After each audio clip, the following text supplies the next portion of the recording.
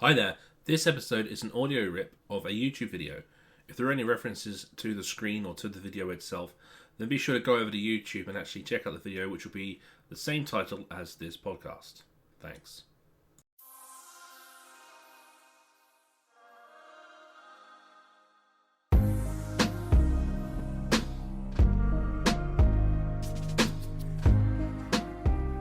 Okay, let's get part 5 done. So, chapter 56. Safety services. What is a safety service? It's listed, really. You've got scope here, 560. This chapter covers general requirements for safety services, selection and erection of electrical supply systems for safety services, and electrical safety sources. Standard electrical supply systems are outside of the scope. And then it gives us a little list. So we are talking here about emergency lighting systems, fire pump systems, fire rescue lifts, fire detection, CO detection, fire evacuation, smoke ventilation, fire services, essential medical systems, and industrial safety systems.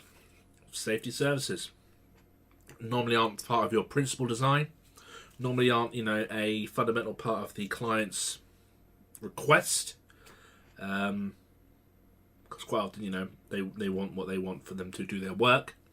But there are requirements. There are many other standards which have to be followed, and being able to design a suitable safety service is very important.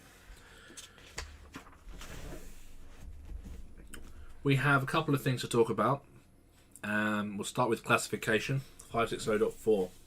I touched on this briefly in the previous video. So this says 560.4.1, an electrical safety service will either be a non-automatic supply, which is initiated by an operator, or an automatic supply, where it's independent of an operator, so it'll either be manually operated or not. An automatic supply, then, the question is, how automatic? So, there is a changeover time to consider. We have no break, which is what it sounds like. So an automatic supply which produces a continuous supply within specified conditions during the period of transition, for example as regards variation in voltage and frequency. This you'll see this in some data centers where you'll have a stored battery supply, maybe some medical locations where you'll have a stored battery supply. It will be a already stored supply, like a UPS system. It won't be a diesel driven generator, because obviously that kind of thing can't kick in and power up and take over in an instantaneous period. It'll take a bit of time. So if you want something that's ready there, you'll have something that's idle, that's standing by, battery most likely, that will then immediately take over. We then have very short break, which is within 0.15 seconds, short break within half a second, normal break within 5 seconds, medium and long. Okay, now with regards to what you decide to use, that will be determined by the requirements of what you're doing. If, for example, we jump ahead to 710 and we look in medical locations, you'll see there's a section on classification. Page 280, 710.560.4. We're in 560.4, so 710.560.4. Classification, and it gives you an example. So requirements for groups 1 and 2 locations, and then it will say further down there, power supply sources where the changeover period must be less than or equal to half a second, and it gives you examples: luminaires of operating theatres, medical equipment containing a light source that is essential for its application, life supporting medical equipment. You then have less than or equal to 15 seconds, and it tells you there equipment within 15 seconds. It must be able to maintain that for a period of up to 24 hours, etc., etc. And then you have greater than 15 seconds, so you have sterilization equipment, technical building installation, schooling equipment, etc., etc. So those are examples of classifications, and quite often they will be dictated by the type of environment you're installing to. They won't really be there for you to determine. We then have general, back in 560.5.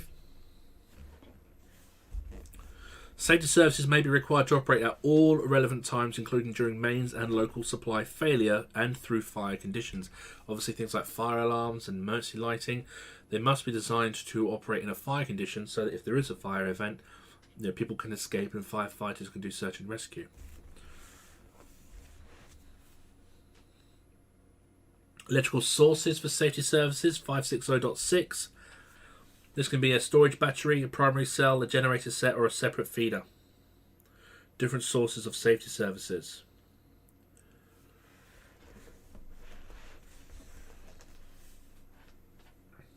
We have, in parallel, operating out of parallel, central power supply sources, 560.6.10.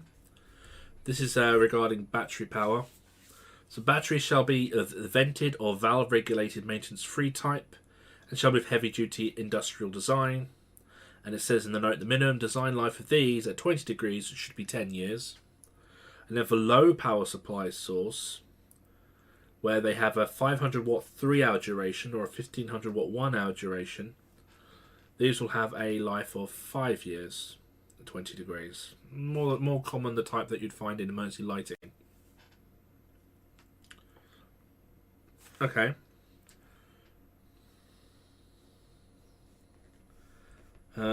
Monitoring system, circuits of safety services, 560.7. Except where the recommendations of other safety standards apply, circuits of safety services shall be independent of other circuits. Now, that's very important to understand because if you think about it, when you're designed to do an installation, you put in a wiring system, tray or trunking. If you throw in a safety service into that system, then any other work that you do on that system or the route that you take that system may not be in the best interest of a safety service. So a safety service should really be separately assessed and separately installed in a way that is most advantageous for its life to not diminish and for it to work in the required scenario.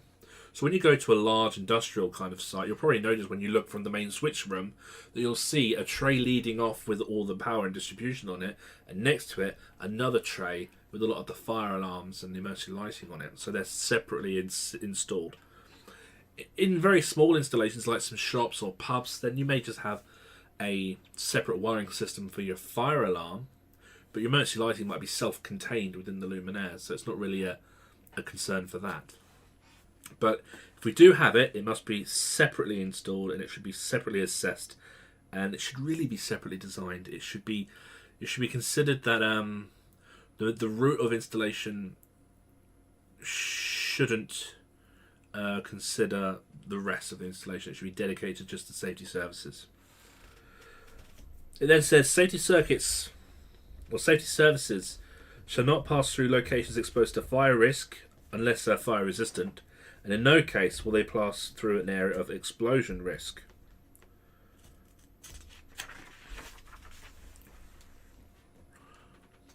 Mentions of overcurrent protection being potentially omitted for safety services. They're not going to fire supplies or lifts like that.